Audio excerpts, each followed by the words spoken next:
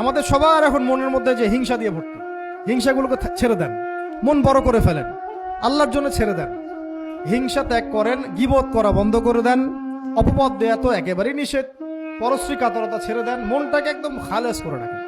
একদম সাহাবী সম্পর্কে নবীজি বলছেন, এই যে এখন যে সাহাবী ঢুকবে মসজিদে ও জান্নাতি, সবাই আগ্রহ নিয়ে বসে আছে কে এসে, হ্যাঁ ঢুকলেন জান্নাতি। পরের দিনও সেম কথা, এখন যে ঢুকবে সে জান্নাতি। সেম সাহাবী ঢুকলেন, পরের দিনও সেম কথা, এখন যে ঢুকবে সে জান্নাতি।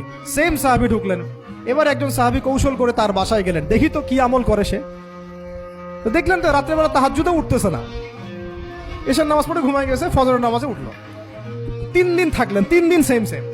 তখন তিনি বললেন, আচ্ছা ভাই, তোমার ব্যাপারে নবীজি এরকম মন্তব্য করেছেন, তোমাকে তো এমন কোনো খাস আমল করতে দেখলাম না।